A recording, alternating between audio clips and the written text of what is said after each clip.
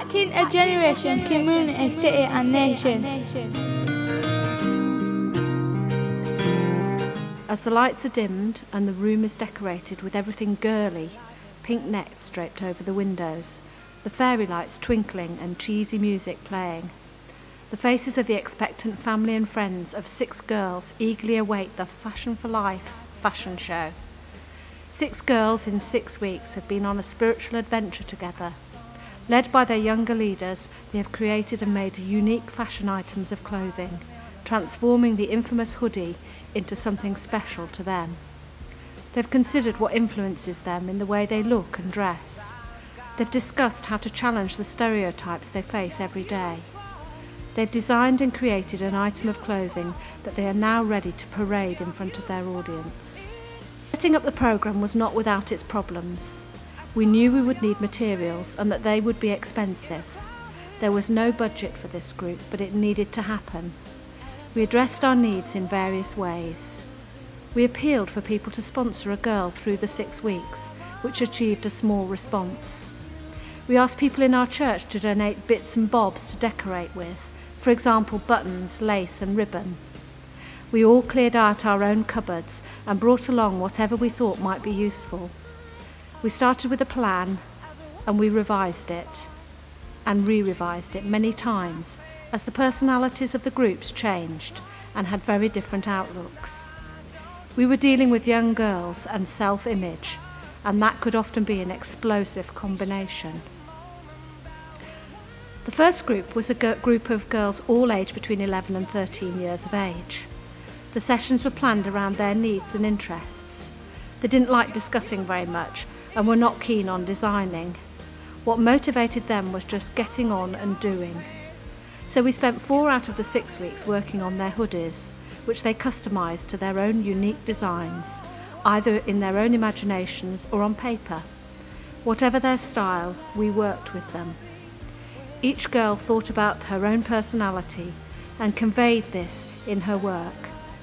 They tried to think about what they would want to say on their hoodie that would tell people something positive about them, thus transforming the hoodie image of mystery and hiding. For one girl, this was in hearts across the front and her name. Names were very prominent with this group. They used them within their designs to say something about themselves. Some names were emblazoned in sequins, carefully stuck onto the fabric. Others were written in bubble writing with fabric pens. Some chose pictures to make into a transfer to iron onto the front of the hoodie. Whatever they did, it was their own design.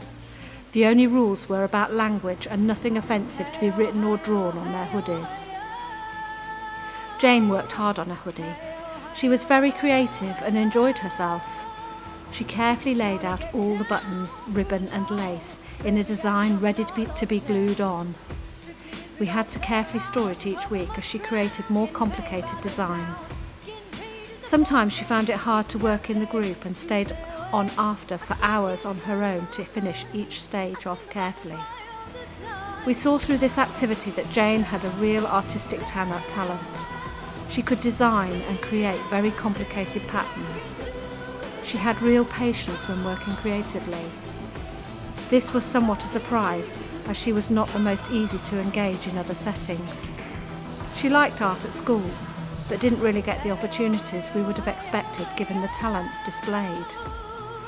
It was through this artistic talent when we spotted that Jane became much more receptive to us, less angry. A catwalk was created from staging in the middle of the room. Spotlights were arranged and the whole room decorated with a really girly feel. Soft drinks served in wine glasses were handed out from trays on arrival. Everyone sat waiting expectantly.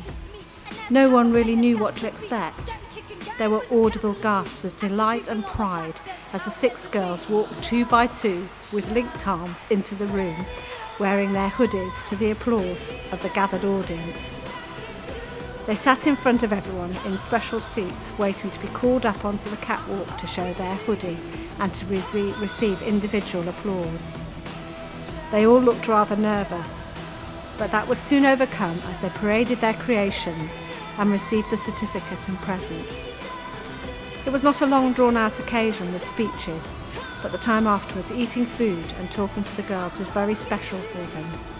For one night, they were the Cheryl Cole of their locality, and they felt very good.